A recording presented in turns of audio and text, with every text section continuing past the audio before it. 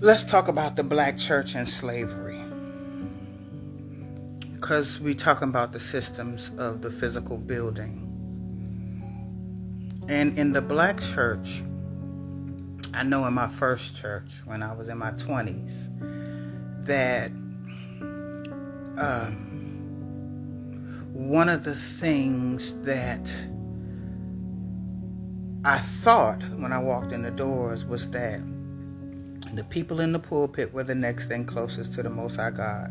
This is being a babe, coming off the streets, coming out of an old crazy lifestyle, doing what I wanted to do, and even being addicted to substances at that time. It was light, but I still had addictions. Some of them were light, one of them wasn't, because of childhood trauma. However, that's how I came in, thinking that, the people in the pulpit were, super holy, and that we needed to learn from them how to be holy. Not be ye holy, for I am holy, like the Most High God said. So,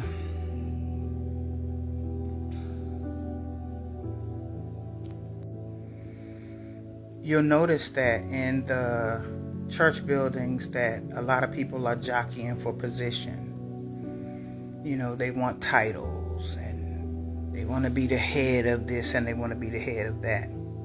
And that is directly related to slavery.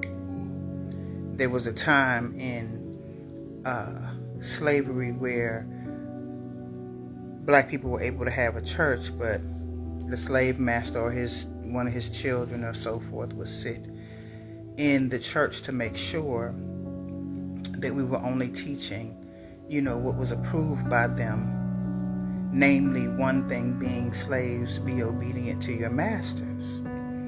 So the only place that slaves 9 times out of 10 felt like they were somebody was in the church building. So they were named deacons and elders because those are church offices that you'll find only in the church. You cannot be outside of the church building based on the book of Ephesians and be an elder or a deacon or even a bishop in this instant. So fast forward to the time that I was in church, the time that, I'm not knocking people that go to church. I'm knocking the system.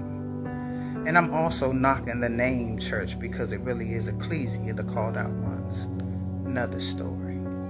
So if you've ever wondered why people jockey for position, jockey for titles, jockey for being a leader of something, it's 9 times out of 10 because that's the only place in their life where they feel like they're somebody.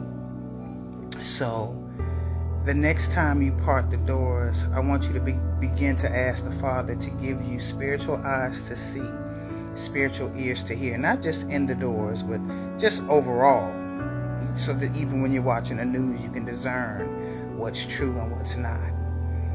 But I want you to begin to look at yourself first, and then look at others, and see whether you're in that place where you are jockeying for a position or a title or a place in a building because you feel powerless in other areas of your life. Because what I want to inform you of and put before you is that your importance and your who you are and or whatever has nothing to do with a title. It has nothing to do with a position, whether it's at work or whether it's in the church or whether it's in even your family. It has everything to do with your relationship and your repentant heart towards the Most High. You have to know that you're somebody just because you're somebody. You have to know that you're special just because you're special to the Most High. You have to know that you can do all things through Messiah who strengthens you. You have to begin to believe the word on the inside of you, and begin to walk it out, live it, not based on, oh, you can quote all these scriptures and all this stuff, this keeping up appearances stuff. Because the keeping up appearances stuff is the fakest thing that ever existed. I remember I had 14 $300 suits. I started out with the $89.99, and I moved myself up to the $300. I would put them on layaway, and I didn't know, because everybody else was wearing nice suits. I wanted to wear nice suits. I made enough money. I might not be able to buy it straight out, but I started buying these $300 suits. And I had no idea that it was causing a deception for the people that were watching while I was standing in that pulpit. It was doing to them the same thing that was done, that I had assumed when I first walked across the threshold of the doors. And I remember a stylist walked up to me and she said, "Who would have ever thought?" I was like, "What?" She was like, "That you're just a stylist, a hairstylist." And I was like, She said, "I thought you worked in corporate America." Well, I was making corporate America money, so I was buying corporate America suits if I wanted to. I just did not know that I was given the presentation that I was somebody, or that I had accomplished something, or that I was holy, or that I was any of the things that I was not.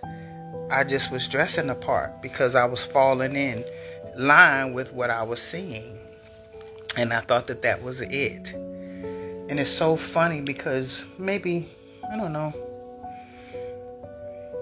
5 years after I bought all of these suits, I had to give them to a consignment shop, and each one of them, I got $30 for them. What's the message? The message is that man looks at the outer appearance and the Most High God looks at the heart. What that heart look like? Not what your outside looks like. Not your, because I'm a hairstylist, so I know how to beat my face. I know how to put the lashes on. I know how to put my lipstick on, my jewelry to match my outfit. I love matchy. But all of this is going to pass away. And the only thing that's going to stand forever is His word. And the only thing that's going to be judged is your life and how you lived it. Were you obedient? When He said stop or go or no. Like He told me when I came back on social media not to take any money for whatever it is that He would have me to share on social media. When it comes to TikTok, He told me not to go live. But then I see all these people saying, "Go live, you'll never regret it. Go live, you'll never regret it." Because I used to have an addiction to social media. So now if He says get off of social media, that's exactly what I'm going to do. And I don't care nothing about a following. I don't care nothing about whether people were dependent on me, because you're supposed to be dependent on the Most High God, not on my little snippets. Even though, just know that when I come, I am coming because he gave me permission to come.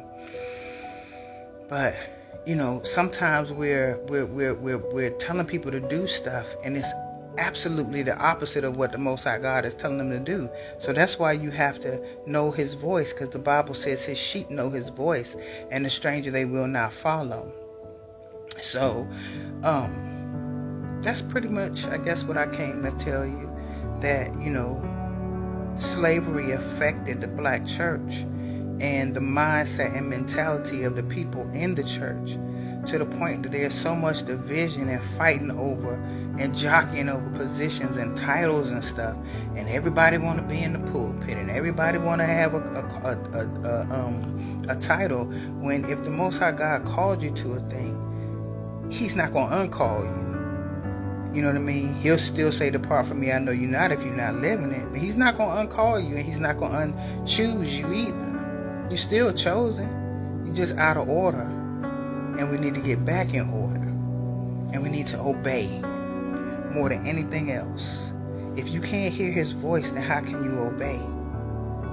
Work on your relationship, not on titles and status and what people see. Because He sees the truth and He sees everything. And when all the lights are off, and when all the play buttons and the record buttons are off, He sees what's real. Listen, I love you. Most High loves you more. Y'all have a great rest of your day. I'm getting back to my mama. Love y'all.